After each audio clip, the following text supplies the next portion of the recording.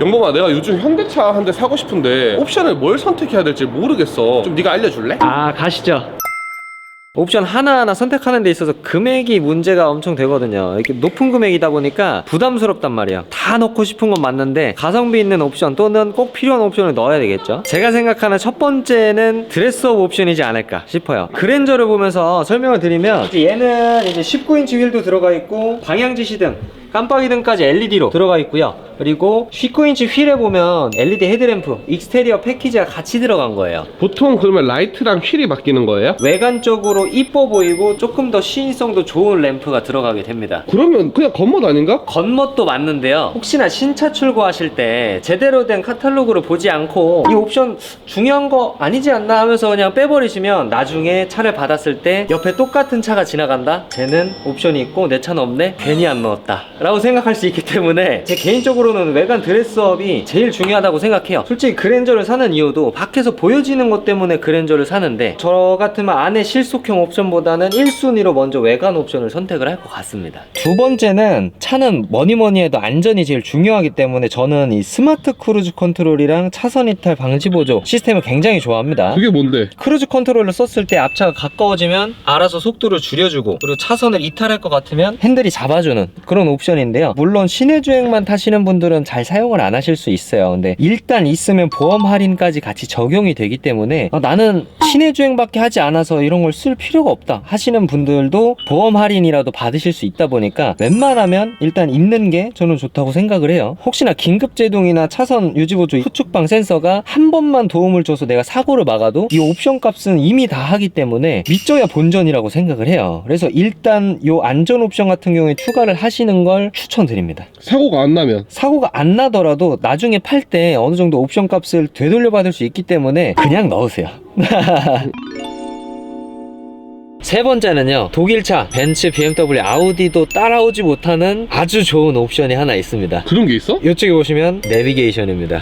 네. 별거 아니네. 저는 순정 내비게이션을 너무 좋아하는데요, 핸드폰으로 거치해가지고 내비게이션 보는 거 저는 작아가지고 순정 내비게이션을 항상 검색해서 다니는데, 순정 내비게이션이 길 안내도 잘 못하고 그런 것 같다 그러면 바로 그냥 선 꽂아서 애플 카플레이나 안드로이드 오토로 사용하면 되기 때문에 저는 일단 무조건 순정 내비게이션이 있어야 된다고 생각을 해요. 야, 그건 어차피 수입차도 있잖아. 그럴 수도 있지만 저희 어머니 아버지도 솔직히 핸드폰으로 뭐 연결해가지고 못 쓰시거든요. 그래서 나이가 있으신 분들이나 그냥 바로 연결되어 있기 때문에 여기서도 그냥 터치 하나로 길을 다 검색을 할 수 있으니까 솔직히 이만큼 편리한 내비게이션이 없다고 생각을 하거든요. 예를 들어 국산차로 보고 계실 때는 이 내비게이션이 그랜저급 이상부터는 그냥 기본 옵션으로 들어가지만 소나타 밑에부터는 옵션으로 추가를 해야 돼요. 금액을 추가를 해야 되는데 내비게이션을 추가를 안 하게 될 경우에는 미관상도 보기 좋지 않고 나중에 중고차 가격도 엄청 낮아지는 걸 볼 수가 있을 거예요. 근데 요즘 이렇게 썬루프 있잖아, 썬루프. 네. 난 이 썬루프가 되게 좋더라고. 네. 이런 거 무조건 달아야 되는 거 아니야? 있으면 좋죠.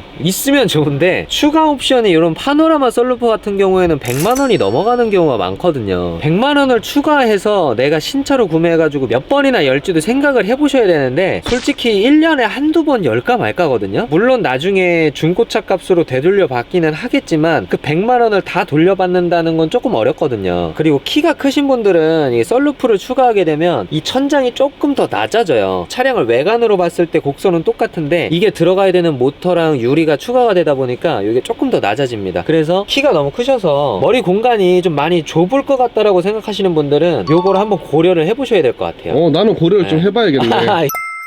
영범아, 근데 이런 사이드 브레이크는 요즘 너무 불편하지 않아? 경사로에 주차하시는 분들이 아니면 대부분 이걸 사용을 많이 안 하실 건데요, 저도 원래 전자 파킹 브레이크가 없는 차량을 타다가 이제 있는 차량으로 바꿨을 때 주차 브레이크는 크게 상관이 없는데 신호 대기할 때 오토홀드라는 시스템이 저는 너무 편하더라고요. 있는 차를 타다가 없는 차를 타니까 와, 계속 브레이크를 밟고 있어가지고 발목이랑 종아리가 너무 아픈 거예요. 현대기아 차량 같은 경우에는 전자 파킹이 들어가 있는 옵션의 차량은 오토홀드까지 같이 묶여 있기 때문에 시내 주행을 많이 많이 하시는 분들은 오토홀드 옵션을 위해서라도 전자파킹 옵션은 꼭 추가를 하셔야 된다고 생각을 합니다. 한 가지 단점이 있는데요, 저도 앞서 말씀드렸다시피 한번 오토홀드 있는 차량을 타시게 될 경우에 다시 없는 차량으로 돌아가기는 되게 힘듭니다. 내 생각에 현대차에서 제일 좋은 옵션은 그거 아닌가? 블루링크? 블루링크요? 원격 시동 있잖아 그거. 원격 시동이 있긴 한데요, 신차로 구매하면 5년 동안 공짜로 쓸 수는 있는데 중고차로 구매하시고 이게 명의전이 한번 넘어가면 한 달에 5,500원 정도의 구독료를 내면서 사용을 하셔야 돼요.